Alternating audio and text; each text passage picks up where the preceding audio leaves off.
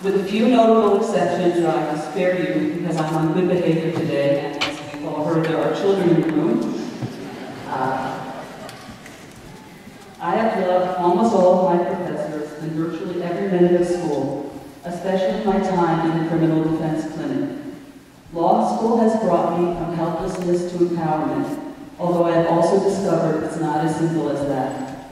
When I was younger, I wanted to be a doctor, but I was afraid of the sight of blood. My father told me that once you're trained as a doctor, you think of blood differently, and when you see a person bleeding, what you really see is a problem that you know how to solve. But here's what my father didn't tell me, and that is that understanding a problem doesn't always mean you can solve it. Even when you understand what you're supposed to do when someone is bleeding, the patient can still die. And even with all the tools that I now have in my legal toolbox, there is still an awful feeling of helplessness when you see injustice and can't do a darn thing about it. Knowledge gives you power, but it also gives you humility, because for every client you can help, there will be two whom you can't. The pain and suffering that I saw every single time I went to arraignments or went to visit someone imprisoned at Rikers Island, not only did, but should have brought me to my knees. I can't even bear to put my own kids in timeout, much less to see people kept in cages.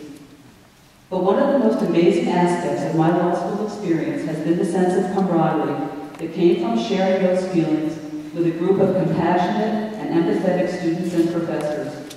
The thirst and the quest for justice is a palpable living thing in the halls of Cardozo. And ladies and gentlemen, for the most part, the best and the brightest from this fine institution are not going to white shoe law firms and big corporations. And those who are will, I know, do more than their fair share of pro bono representation. But my law school heroes are going out to be public defenders all across this country. They are going out to protect civil rights, human rights, and privilege rights. They have taken out loans and mortgaged their souls because they care deeply about people and fundamental rights, and they are willing to put themselves on the line to protect both. Their dream is not only to do well, but also to do good, and to leave the world a little better than the way they found it. My colleagues in the Criminal Defense Clinic sweat the details of the 4th, 5th, and 6th Amendments every day. They are passionate, tenacious, and talented, and watching them zealously advocate for their clients this year has been nothing short of inspiring. Mr. Vance, I will not read you all their names, but I advise you to keep an eye out for them. If I were you, the members of the Cardozo Criminal Defense Clinic, class of 2010, and the passion they bring to the bar would strike fear in my heart.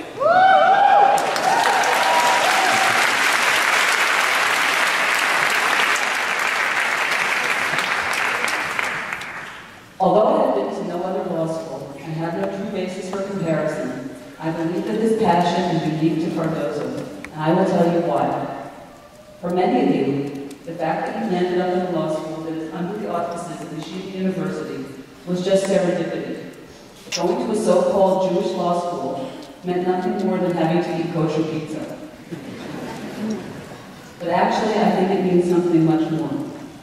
Since our inception as a people, Jews have been commanded to do justice. We are commanded to give charity and to do pro bono work, not necessarily because we want to, but because it is a sacred obligation. We are told that we must always treat others as we would want to be treated, that we must always put ourselves in the other guy's shoes. Empathy is not just to be encouraged, it is expected. We are commanded to take care of the widow, the orphan, the stranger, the immigrant in our land, to feed, clothe, and defend the poor. These are more than nice ideas or noble suggestions. These are, we believe, commandments from God. Even though we may fall short as a people and as individuals, and even sometimes as an institution, these are the core values that are at the heart of Cardozo, and that all of us, regardless of our religion or belief or lack thereof, should take with us into the world. That, and not some unfortunate other message, are what I hope will remain with us for having gone to Yeshiva University's law school.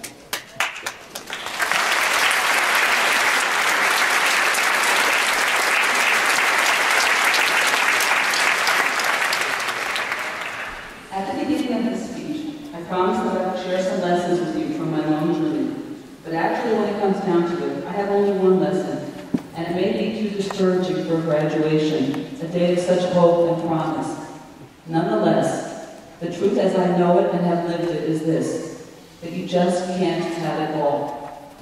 Particularly for women, it is almost impossible to overachieve in every aspect of your life.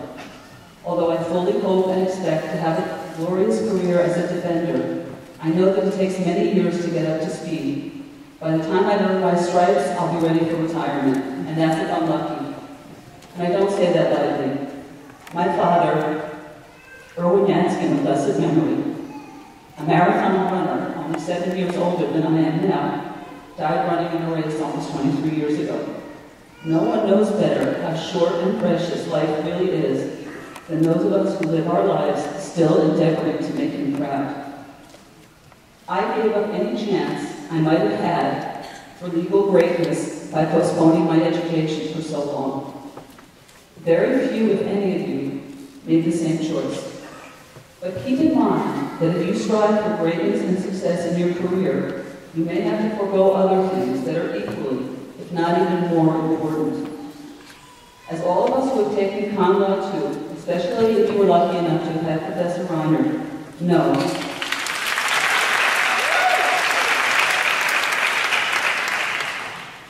it is very difficult to apply balancing tests. But that's what I urge you to do, especially on the exam. Examine your life with strict scrutiny and making sure you know what's important to you. Try not to miss any boat. And whether you aspire to have 9 children or be one of the 9 justices on the Supreme Court, or even if you aspire to have it all, be the next Antonin Scalia, God help us, I wish you Godspeed and all the luck and blessing in the universe. Thank you, and mazel tov to the class of 2000.